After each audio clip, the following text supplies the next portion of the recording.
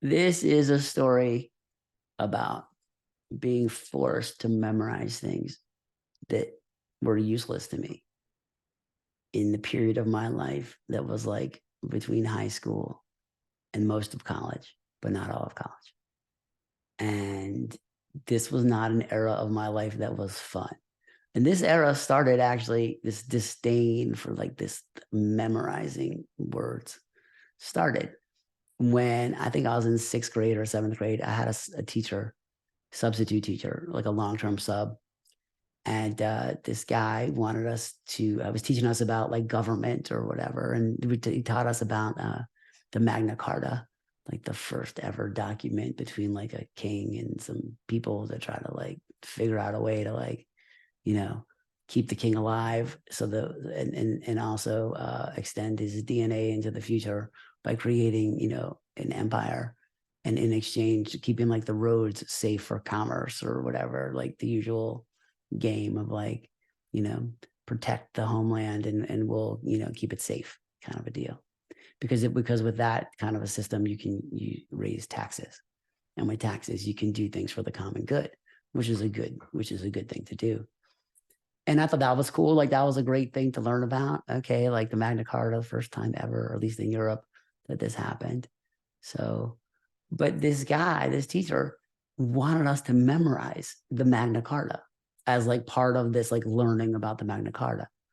And this was, I think, the maybe not the first time, but the first time it really struck me that to a lot of teachers, memorizing things was somehow learning them.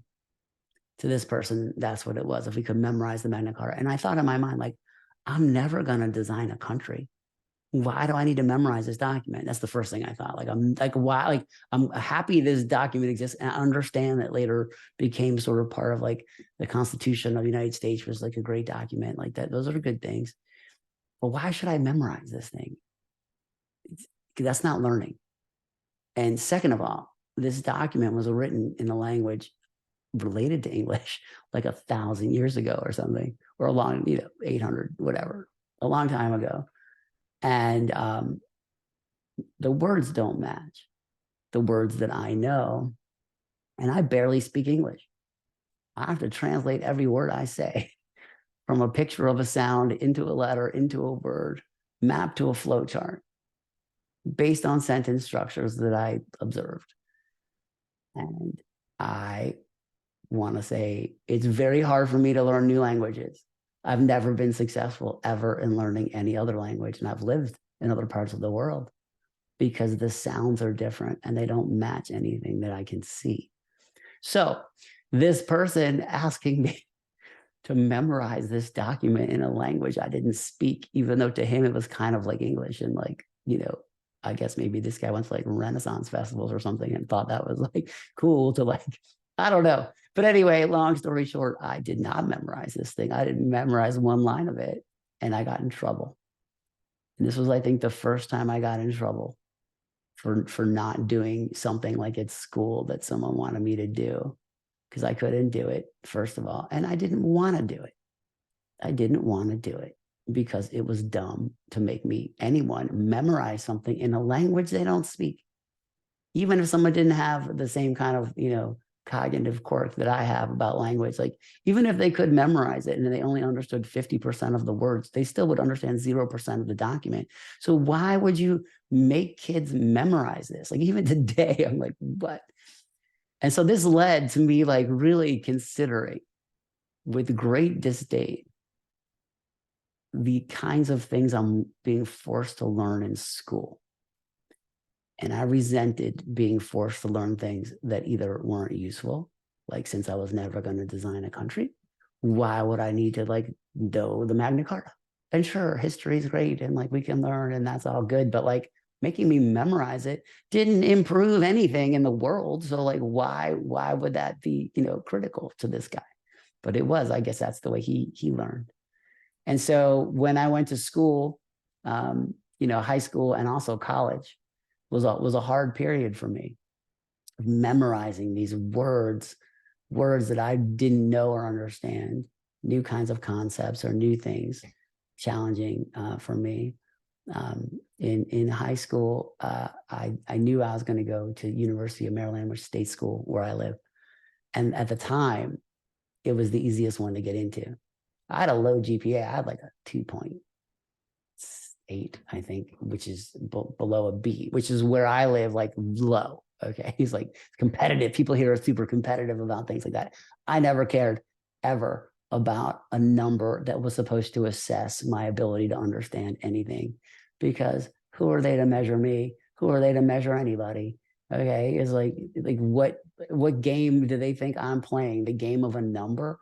And I was surrounded by people that play these games, surrounded.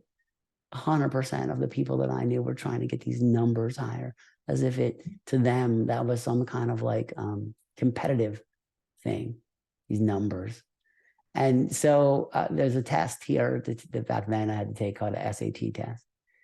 And I knew that the minimum score I needed to get on this test, a long time ago, but I believe it was like an 1190, which was kind of high, okay, back then, given my low, score on the GPA, grade point average number. And I decided I was going to get the lowest possible score to get into the University of Maryland. Like I knew if it was 1190, I was trying to get exactly 1190, exactly. And the first time I took the SATs, I got like 1150, which was too low. And I was like, uh-oh, I undershot. And I thought, now I'm never going to get into college. It's like the whole like catastrophe of life like in front of me. And then I took it again, and I got like a 1200, something like that. Anyway, the point is I got one higher than I needed to get in, whatever it was. And I got in to college, where I proceeded to despise memorizing things like chemistry tables and definitions of words that I already knew, but in different ways, like position, velocity, acceleration, momentum, and friction, which I knew as colors and objects, but not in these words, and definitely not the notation, the mathematical notation, the way that it was explained to me. We already knew it in pictures, but not that way. And so I guess being forced to like try to understand these words and being measured on these words of what other people thought meant understanding was very frustrating to me. Everybody learns differently. And there's a lot of things people know, but they can't explain that they know. And there's a lot of things that people are taught that they don't need to know, in some kind of like framework of like, oh, if you could just learn everything, you'll figure out what you're going to do. And I guess more to the point of this project, it would be better to learn things in school that help people, help me, help anybody live their lives. Like a good example is like history. Like you learn history in school. That's good. Okay, history. All these years of history, of all the kinds of history, every history of every, like is all the written history of every possible thing. How much time do we spend learning about the future? How about the near future? How about like next year, or like 5 years, like when these kids are going to get out of high school, or whatever like the time frame is, where there's like a degree of confidence that like there's some kind of way to have a trajectory of like what would be useful to know later, okay, so that when you get there you're ready, as opposed to learning about the Magna Carta, because so far I haven't designed a country, so why do I have to try to remember that? So just some food for thought.